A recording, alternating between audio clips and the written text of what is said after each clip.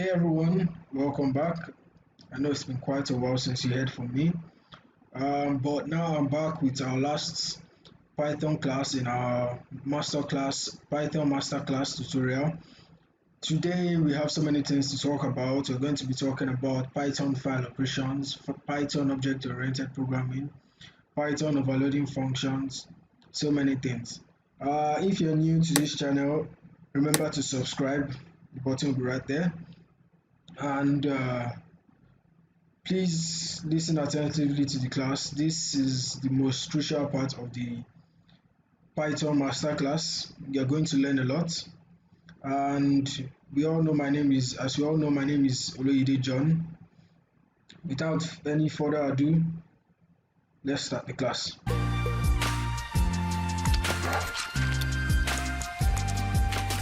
So as I said, we'll be talking about Python modules, Python file operations, Python object-oriented programming, Python objects and classes, Python inheritance, and operator overloading. So let's get into the class. What are Python modules? Python modules just often refer to a file containing Python statements and definitions. An example, you can create a Python module by just writing example.py. As you see here, it's written a file containing Python code. For example, example.py is called a module, and its module name would be example. We can then import the definitions inside a module to another module or the interactive interpreter in Python.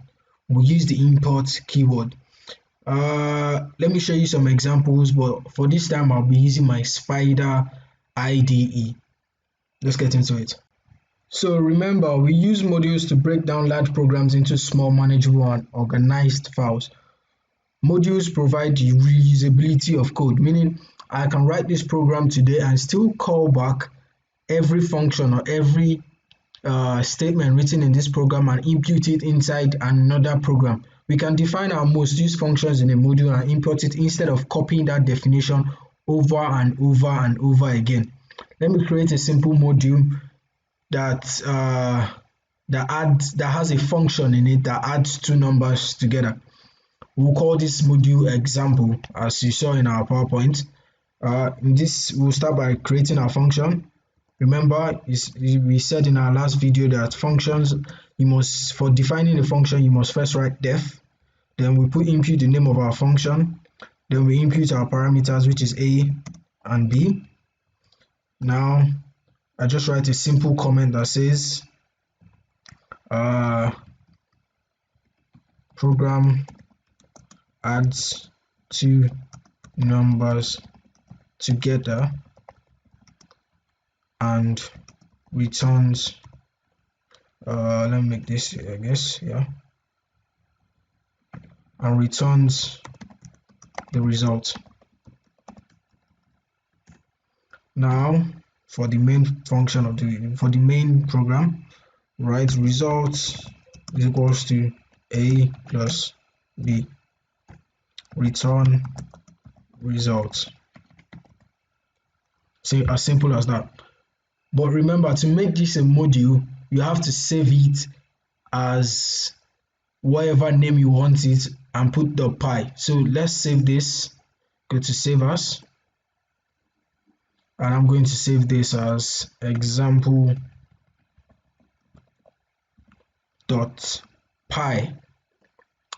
That should be done. Now, if I want to use this code or the function inside this program again, I basically just have to call this module by using the import keyword. We can import definitions inside a module to another module or the interactive interpreter in Python. You use the import keyword. Always remember to use the import keyword. To our previously defined module example, we type the following. We type import example. That is what we are basically telling your IDE, that remember that program we wrote before, import it into this new program. Now remember, the program adds two numbers together, so let's see if it's going to add 5 plus 5, or let me do 12 plus 10. Example, then you remember the name of that function, the function you called before inside this program, which is this, the function name. So example.add 12 and 10. These are the remember your parameters were a and b. These are the arguments you are passing into it. Now let's run it. Oh, sorry, I was not linked to my main course, so now let's run it. See here, it gives us 22. Now that shows you that you can use previous codes over and over again just by importing it. We can import a module using the import statement and access the definitions inside it using the dot operator as described. Let me show you another example. I'll do import math. Remember the math function, the math dictionary that we talked about in our second class. It stores so many functions like pi. So let's say we want to print out the value of pi. So the value of pi is, now as I said before, your import statement, you import the module, then access the definition using the dot operator. So you write math dot pi. Now when you run this, what is saying here, when you run this, it gives us the full value of pi. We can also import a module by renaming it. So let me clear this. I can also say import math as m, meaning I've renamed this maths module and named it m. Let's see if it works. So print the value of pi is m dot pi. Let's see if it runs.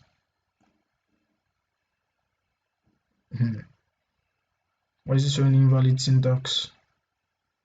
Oh, sorry, I forgot my comma. Now let's run it. See, it still gave us the same answer. We can import specific names from a module without importing the module as a whole.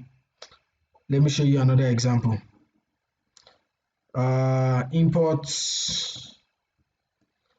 because inside this math module you have so many functions inside this math module here. This is a defined math module by Python, meaning I don't have this. This is not on my local system, but it was installed with the IDE or the Python IDE. So let's say I want to import only pi from this math module. All I simply need to do is write from math import pi. Now print the value, let's see if it works, of pi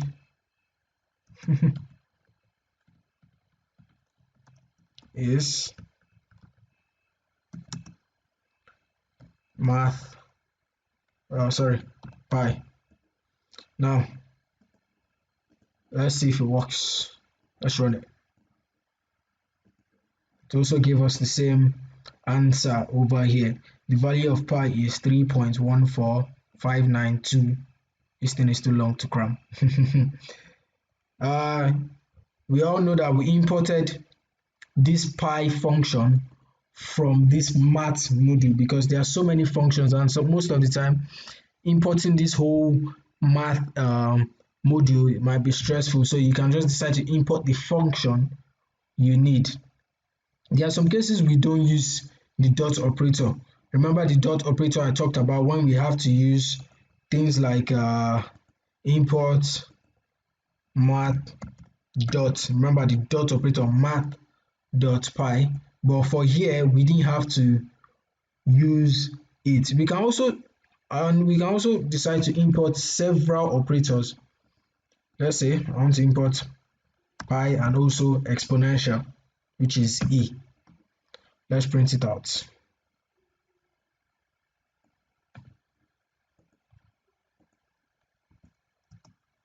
E. Let's see what it gives us. So it gives us the value of pi and also gives us the value of, let me make this on one line. It gives us the value of pi and also gives us the value of exponential, which is this. Let me put it on two lines so you could understand, which is this. The value of pi is here and the value of exponential. One thing we should know is that while importing a module, Python normally looks at several places. The interpreter will first check for built-in modules like the math.py module we use to find the value of pi. Those are what you call built-in modules.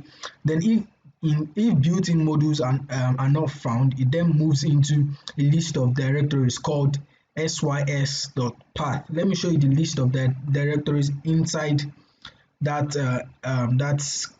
that function or that statement sys.path. So we basically just do import sys, then sys.path. Let me run this. And what you can see here, these are the list of directories inside this sys.path. So it first goes to jboy, then it goes to jboy anaconda 3 python 37.zip, then it moves to .dls / anaconda 3 lib, which are the libraries, then it goes to roaming python 33, then size packages, and so on and so forth. We can also use the directory, the dir function, which is dir bracket function, to find out the names that are defined inside a module. Remember the example module we created.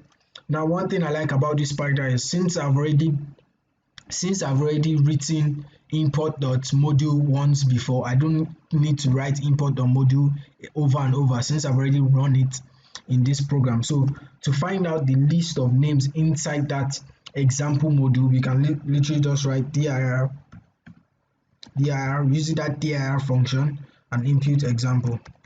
Now when I run this, you see the list of names written out here. Your built-ins, cache, doc, file, loader, name, package, spec, and so much more. So let's get back to our PowerPoint and talk about Python file operations. So before we jump into what file operations in Python are, we first need to talk about what files are. They are basically named locations on a disk that store related information. They are normally stored permanently on a non-volatile memory. The reason why we don't store them on volatile memory such as RAM is because as computer science students we already know that when you shut down your system, everything stored on a RAM gets deleted. That's the reason why we store files on non-volatile memory. When we want to read from or write from a file, we need to open it first. We all know we need to open a file first. Then when we are done, it needs to be closed so that the resources from that file can be freed. Now we now jump into what Python file operations are. Basically, as we said before, it's basically the opening, the reading or writing from a file, and then the closing of a file.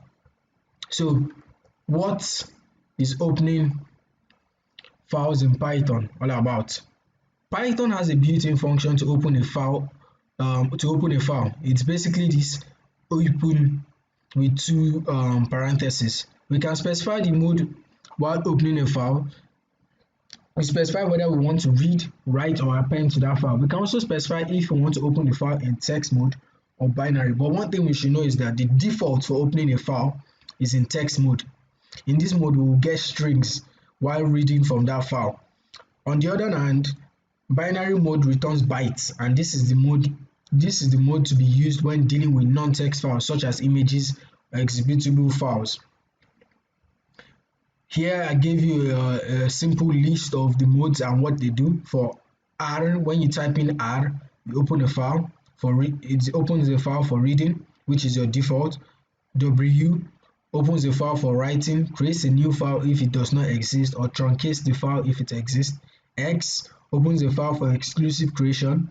If the file already exists, the operation will fail. Now, the difference between W and X is because when you open with W, you are basically writing into an existing file, and if that file does not exist, it creates a new file for you to write into with the name that you used to open. But for X, the operation will fail if that file does not exist. While A is used for appending to a new file, I mean to an old file, or if the file does not exist, it creates a new file. T is to open in text mode, B is to open in binary mode, and the plus sign is to open a file for updating, that's reading and writing. Now, closing a file in Python will free up the resources that were tiled with that file. It is done using the close with parenthesis function or method available in Python. Python has a garbage collector to clean up unreferenced objects, but we must not rely on it to close the file. Let me show you a few examples of how to do Python file operations. Let's jump back to our IDE. For this example, I'm going to be using a simple file that I created to store the results of a program that I ran some few days ago. It's called model results on new data. So I create my variable file. I remember our function used to open files, which is open. Then remember, for you to open a file, you have to be in the directory, meaning your Python your file saved in your Python IDE, which is this, has to be in the directory of whatever file you need to open. So for this right now, you see I'm in C users JBoy documents project Parkinson's disease, Parkinson's prediction, and this file is inside this folder or directory. So all I need to do is just write model results on new data .txt. You need to state what kind of file you're opening. Now when I run this, it works. It says open, but for now you don't see anything. I'm very sure you're like, what did you just do? Let me show you that I have indeed opened this file. That's where your read function comes into. So let's just say file.read. I mean, remember, it's not read, it is read. So if I run this, so it brings out every list of data inside that file, inside this file over here. This is what the file shows, and as you can see in my ID, it prints out the same thing. I'm sure most people are already asking, in your minds you're like, where is the R? He didn't use R, but he read from that file. Remember, I told you the default function for open is also reading. Let's talk about writing into a file. I just need to remember, for read is R, for W is, for write is W. So I can just do open. Let me delete this, and instead of me want to see if I can copy this text. Seems that does not work, so I have to rigorously write this over and over again. Model results on new data .txt, and remember our write function W as file. Now if I want to write something new into this, I just need to write file.write. Let's say John is a nice guy.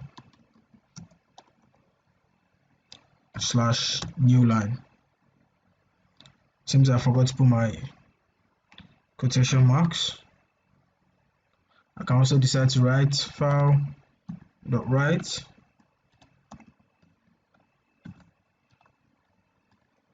John likes food.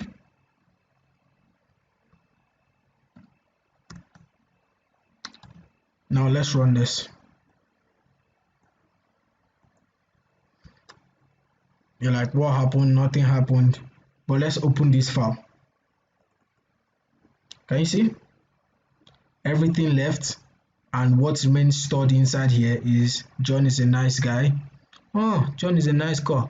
I didn't check my spelling. That hurts. John is a nice guy and John likes food. So now that we are done playing around with this,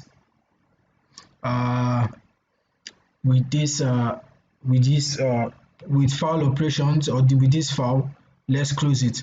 And most of you are wondering, what happened to my previous result? Remember, I told you writing input into that file. If I wanted to leave my previous results inside here and still add this into that into this file, all I would have used the append function, which is just the A, instead of me using the W function. So now that we're done, let's close this file. It's simple. You just start by writing file.close, and that's all. You run it and the file has been closed. So that's all on file operations. If you want to learn more, I'll be sending you the PowerPoint that has detailed explanation on more file operations such as X, opening files in binary, and so much other stuff. Now let's get into object-oriented programming with Python. This is the main focus of today's class: Python object-oriented programming. What is it all about? We all know that Python supports different programming language approaches. Now, one of the most popular approaches to solve a programming problem is by creating objects. It is known as object-oriented programming. An object basically has two characters: your attributes and behaviors. Let me give you a simple example. A dog can be an object. Its attributes can be its name, its age, its size, its color, and its behaviors can be barking and crying. I look at attributes as nouns and behaviors as verbs. Remember, verbs are basically what you are doing. So as behaviors, you have barking, crying can be part of it. Now in Python, the concept of OOP follows some basic principles. Let me explain some of them. You have class, object, methods, inheritance, and polymorphism. For a class, what is a class? A class is a blueprint for the object. It basically describes what an object is, while an object is an instantiation of a class. Methods are functions defined inside the body of a class. They are like functions that we talked about in the last class, but as we move on, you will fully understand what differentiates methods from functions. Then you have inheritance. Inheritance, this is a way of creating a new class for using details of an existing class without modifying it. So you create a class creating a new class for using details of an existing class. So you create a class and you use the details of a previous class that you've already created, meaning that class inherits what the previous class attributes or behaviors are. So you also have encapsulation. This is the prevention of direct modification on data, and you have polymorphism, which is an ability in OOP to use a common interface for multiple forms. Let's go back into our IDE so I can explain more on the following principles. So as I said, a class is basically a blueprint of an object. We can think of a class as a sketch of a dog. Remember, I gave an example saying the object is a dog. We can think of a class as an object of a dog with labels. It contains all the details about the dog, the name, the colors, the size, and based on this description we can study about the dog. Now let me show you a quick example. I'm going to create an empty class. For you to create a class, you first start by using the class keyword. Class dog, your parentheses, then pass. Here I've defined an empty class. But what about the object? An object is an instance of a class. So here we're going to give an instance of this class called dog. So you basically write obj, which is object, is equals to dog. That is how you define an object. But this looks as if we've not done anything. Let me give you a broad example on what I've just done. This is an empty class, but let me give you a class with both attributes and behaviors. So we start with class dog, then we create our class attributes. The attributes are a characteristic of an object. So what we do is class attribute, then species. Let's call the species Chihuahua. I think that's how they spell it. Well, then we describe instance of an attribute. These attributes are then defined inside this init function. So I do instance attribute, then def double underscore. To define an attribute, you always have to use the double underscore in it. It's like defining a function, only that this init will always be your name. So self name and age.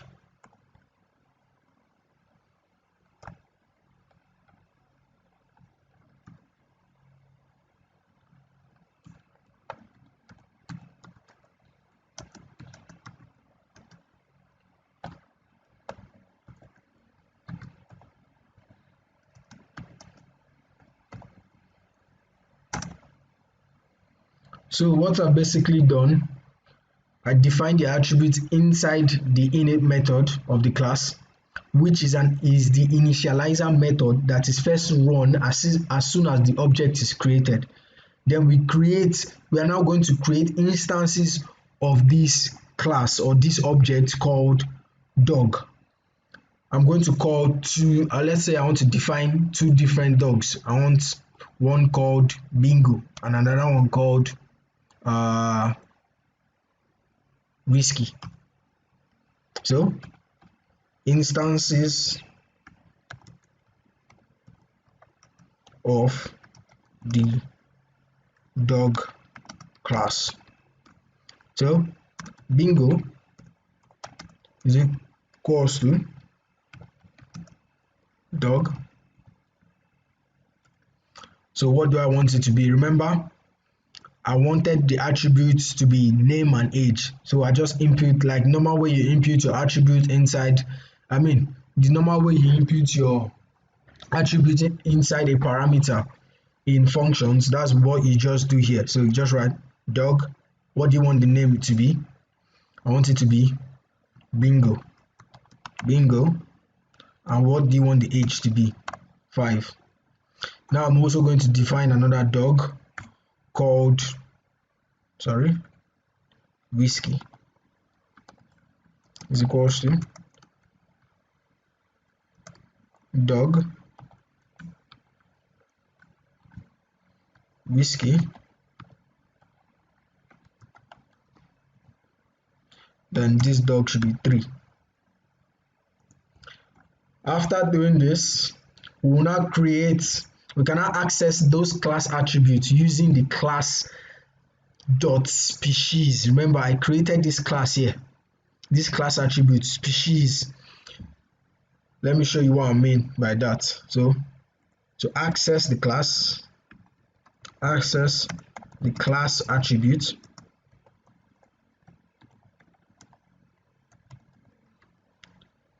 you write print bingo is a dot format. Remember I said you use the class dot species, so here we have bingo. We kept this attribute inside the variable here, bingo. So I want to fetch the name, or sorry, the species of this dog. So I'm going to write bingo dot underscore, remember double underscore, dot species. I also do the same thing for whiskey.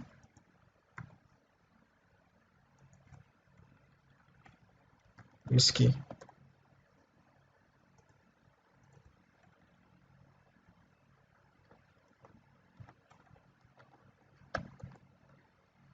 Also, what if I want to access these instances, because now I'm accessing the attribute, the class attribute, which is the species, meaning when I write this, it's going to print bingo is a chihuahua, whiskey is a chihuahua. But what if I want to access the name and the age of each dog? What do I do? Because I'm accessing the instance of the attribute. So what do?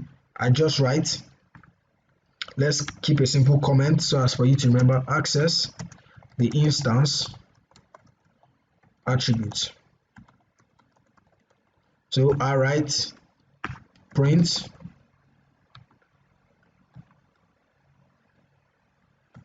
remember inside here we've already imputed, inside here is where we're imputing the species, but inside here we're going to be imputing the name of the dog. So we just write is years old. So now outside it, you just write format blue bingo, sorry, almost mixed that up, bingo dot name, bingo dot age. Let me copy and paste and do the same thing for whiskey.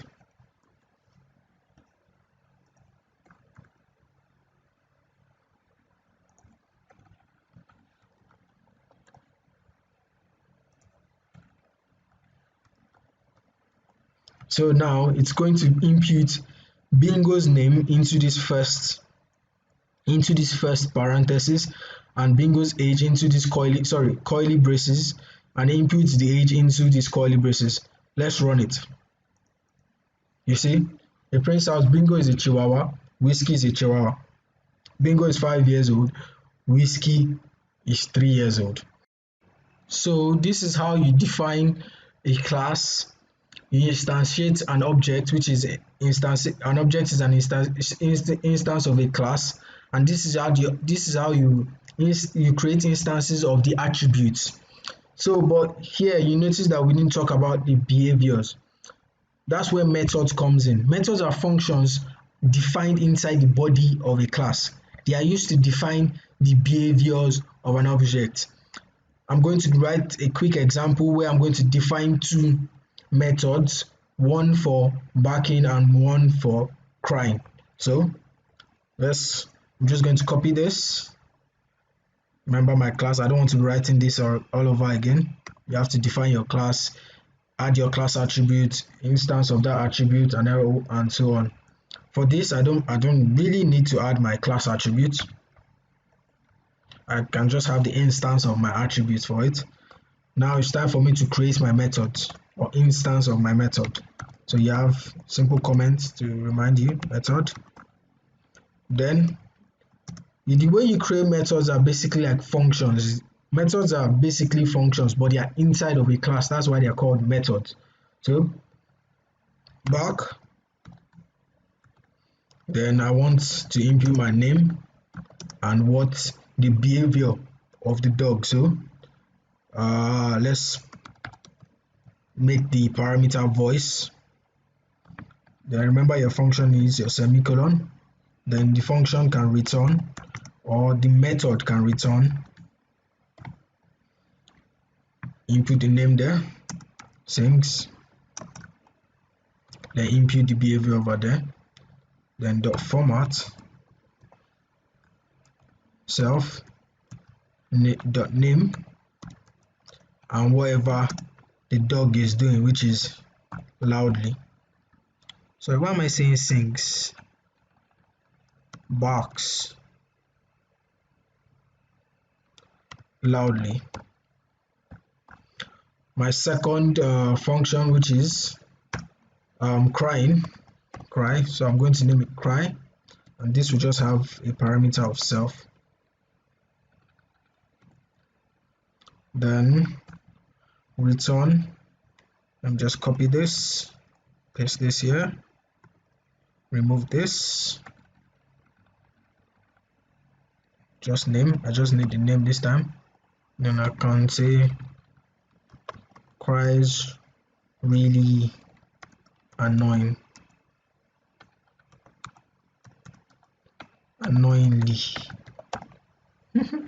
I don't know if this is a right language, but oh well, it's Python, you can go with it. Now I have to instantiate the object all over again so I can input my names. Remember this? So I just do that again here. Instantiate the object, which is bingo, just call it bingo, is equals to call our class dog, then the name of whatever you want to put, which is bingo, and age 10. Now, as all functions, you always have to call it. For you to get access to the function, you have to call it. So let's call our functions or our method. Call our instance method. So I write print our method. You first have to call your class, which has been put into this bingo dot, then the function or the method name. I need to stop saying function because you might get confused. Let's put it as the method name, bingo dot back, then input my attributes or my behaviors. So bingo barks happily. So I'll do this as happily. Then we can also call our last function. This won't be passing any parameters into it except self, which we've already called here. So we just bingo dot cry. Now let's run this. Name loudly is not defined. Oh, sorry. This should be voice. Now when you run, you see bingo barks happily, bingo cries really annoyingly. That is how you attach behaviors to an object or a class using methods. So now let's talk about inheritance. Inheritance, as I said in the PowerPoint, is a way of creating a new class for using details of an existing class without modifying it. You're basically creating two classes, just that one inherits the details or the attributes of the first class. It's just like a parent and child. That's why the newly formed class is called a derived class or a child class, while the existing class before it is called a base class or a parent class. Let me show you an example. I'm just going to paste the previous code of mine. This time I used birds. So what this code is, I have my parent class, which is this, which calls the init function self. Then I created two methods, which is who is this and swim.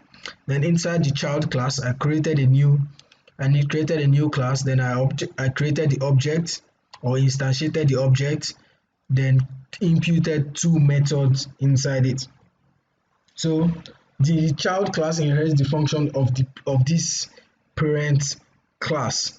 So let me run the code so you can see what comes out. You see bird is ready, penguin is ready, penguin, swim faster, run faster. What you notice here is that when I created this, I assigned bed to this. I assigned print bed to this method. But when I ran this whole code, you see that this who is this self did not print out bed. That's because this child class has changed the function inside or the method inside this parent class. He has changed whatever this function is meant to do. That's why it printed out penguin instead. So for both of us, the way I attached this, for the way you attached a class, a child class to a parent class is by calling that class inside a parenthesis. See here, I created my class penguin, then called this parent class bed, I imputed it here. Then I also called a super function so as I can repeat what is here. So if you notice that this penguin is ready did not change what this init function method is here, that's because I used the super function to make sure that this does not impact this, but I didn't do that here. So this impacted this and changed this who is this method to print out penguin instead. I also printed out swim, which is swim faster and run faster. So now we'll talk about encapsulation. Normally when using object-oriented programming in Python, we can restrict the access to methods and variables. You saw the way this method in the child class changed what was meant to be printed out inside this parent class. We can make sure that that does not happen using encapsulation. The way you restrict a method to be changed is by using the double underscore instead of a single one. We denote private attributes using the underscore as the prefix, single or double. So now I've gone ahead and written my code somewhere else just to make this video shorter. So I've written my code somewhere else. I'll just paste it and explain it to you. So I created a simple class called computer. Then I created an instance of that class, which is the object. You remember, use your init to create that instance self. Now, as I said before, we are going to encapsulate the function inside. So you see here we use the double underscore to encapsulate max price, which is equals to 900. Now we're going to print selling price is equals to max price, which is 900, and set. Now, but there's one thing we can also do to change the functions inside an object. Let me run this so you understand. As I run this, you see selling price is 900, selling price is 900, selling price is 1000. What we did here was we called our normal object here with its function, with its method inside here. We called it here and applied it into, we called the object and put it into C. Then we called the function inside that object, which was c.sell, and it printed out selling price is equals to 900. We now decided to change the price. We did c.max price is equals to 1000, c.sell. As you can see, it did not change. When we printed it out, it still printed out the same thing. But now you can decide to change it using a setter function. That is what we used here. This is the setter function which sets the max price into this. So all we did now was impute this price, set self.max price equals to price, impute this 1000 into that, which now changed the whole object and changed it into 1000. So now let's talk about polymorphism. Polymorphism is an ability in object-oriented programming to use a common interface for multiple forms, basically data types. Let's suppose we need a color of a shape, or we need to color a shape. There are multiple shapes options. You have rectangular, square, circle. However, we could use the same method to color any shape and concept. That's the concept of polymorphism. Let me show you a quick example. Here I've written two classes, one for parrot, one for penguin. As you can see, in both classes they do have the same methods. So if I run this, how does it know which, because I called it with self, how does it know which one I'm talking about? Because I can call, here you see I called flying blue parrot, Peggy equals to penguin, which is over here. Normally I could have just called them and say parrot equals to this, penguin equals penguin.self, parrot.self, the same way I did here, c.self, but I didn't do that. I will explain further. If I had done that, it will have this ID will have a hard choice choosing which one, which dot fly or dot swim it should choose, because they are both the same method inside two classes. That's where polymorphism comes in. As you can see, I created a flying test here. This flying test function takes any object and calls the object fly method. Thus, we passed Blue and Peggy objects into this flying test. We also did the same thing as swimming test, meaning what we did was we took flying test, then we called parrot inside here. It checked for parrot, then it printed out for it will print out for parrot, as you can see here, flying test blue. Then we checked again, it passed the next one, it moves on to next. So even if I have 5, it will continue printing out the over and over and over and over again until I get to the last class, printing out what is inside, not overwriting it. So as I run it, you see, it shows here parrot can fly. Then he moved down and checked, penguin can't fly. Then we moved to swimming test, called it, parrot can swim, penguin can swim. I want to explain further more on classes and objects, but before I move on, there are a few key points you need to remember. Object-oriented programming makes the program easy to understand as well as efficient.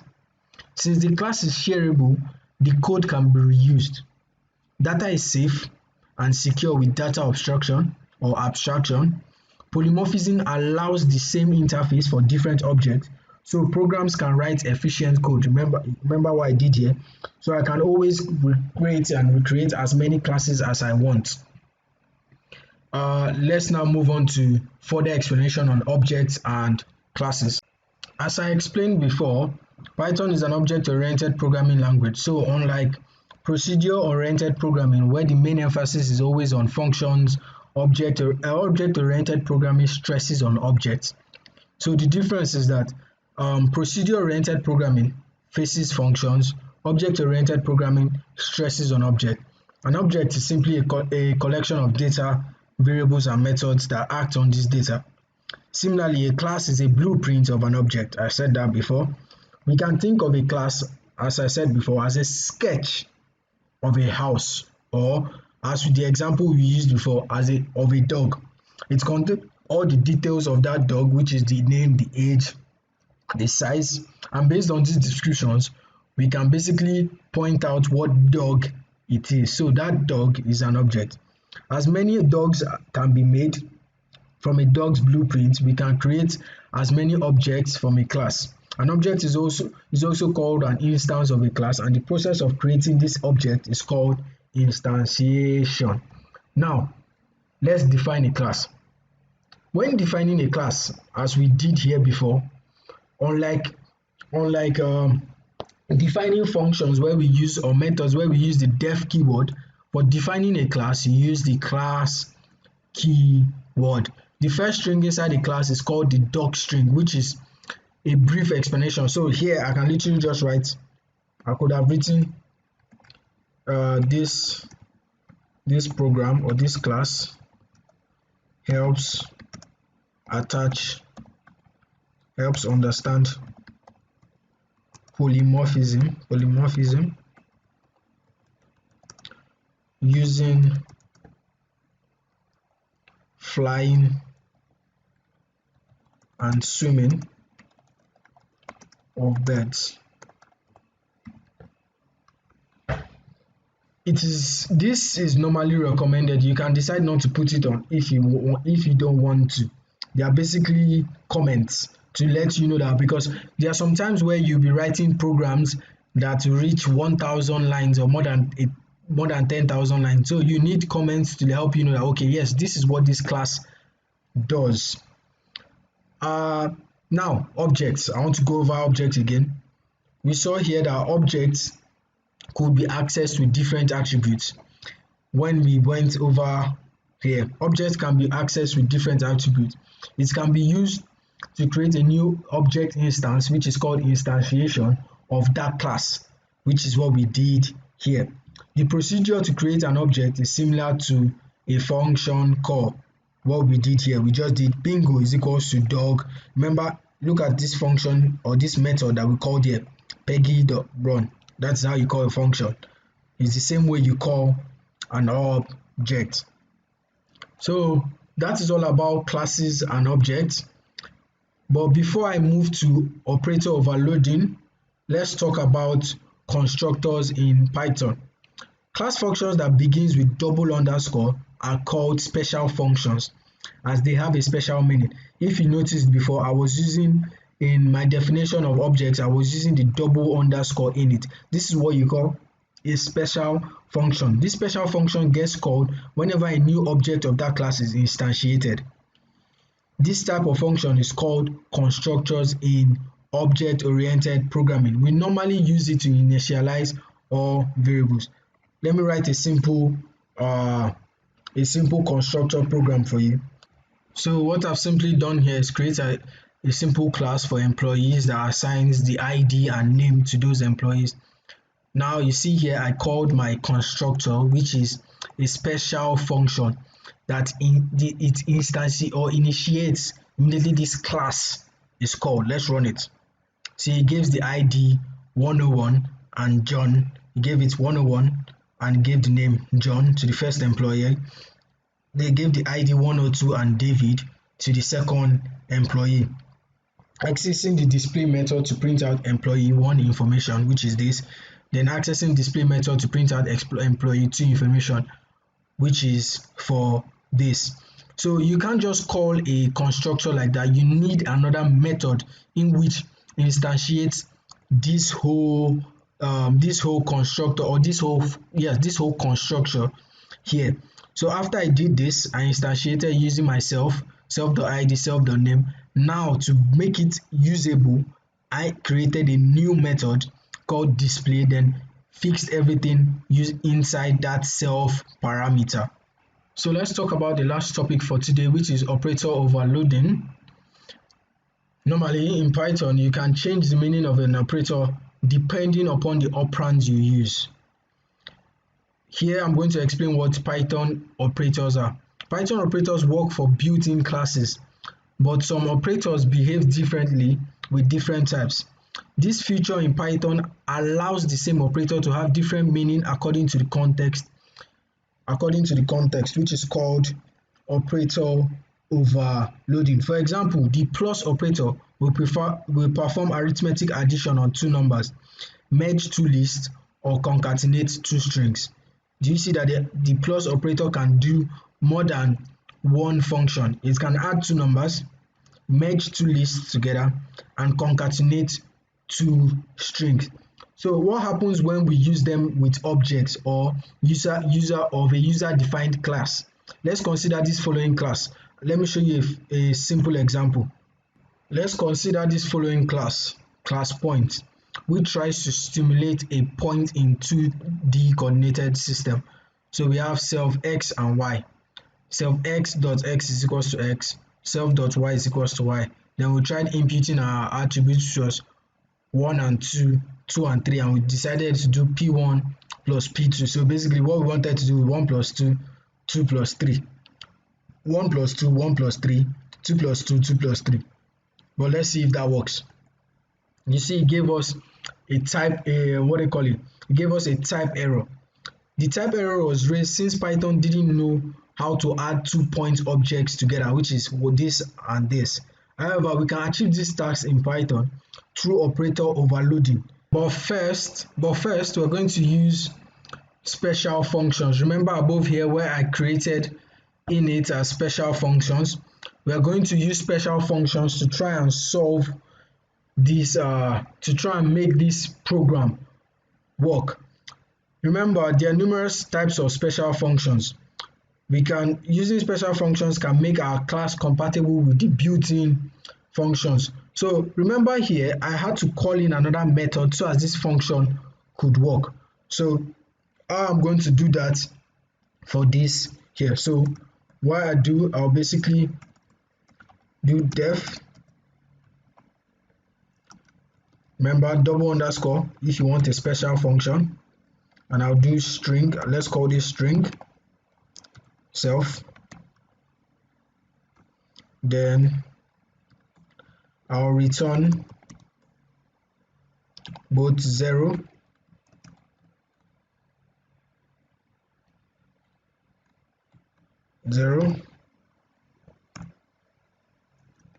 and 1,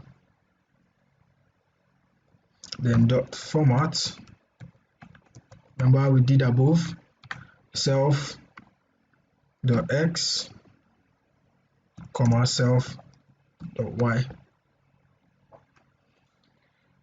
Now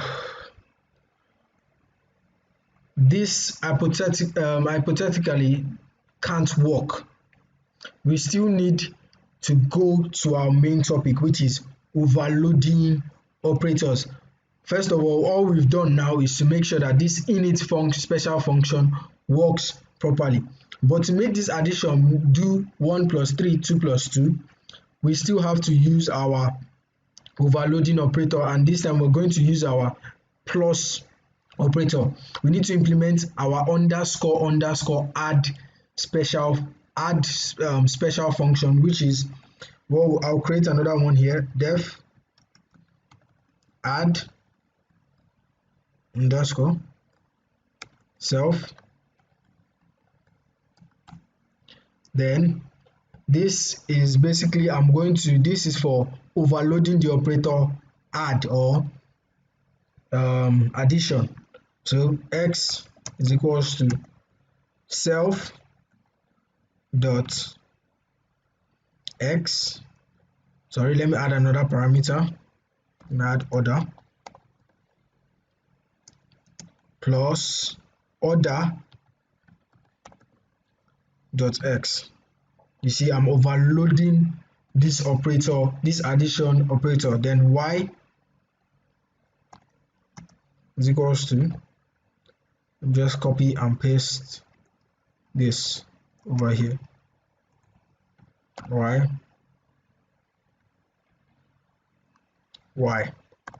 also return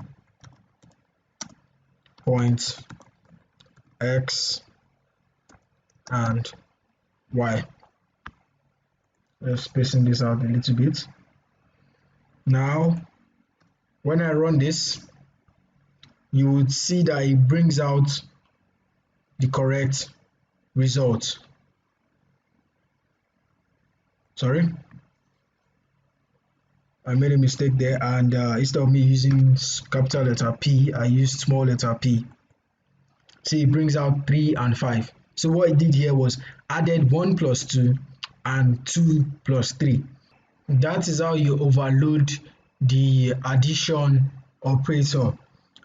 With great power comes great responsibilities, so we can basically do whatever we want with this code, but it was more sensible for us to return point object of the coordinated sum. So I could overload this operator over and over and over again if I wanted to, but we just decided to stop on the point x and y. There are so many other overloading operators, and I will show you in our PowerPoint. I created a table of various, if you wanted to overload subtraction, multiplication, division, raised to the power, remainder. There are so many ways to doing it. Let's get to our PowerPoint.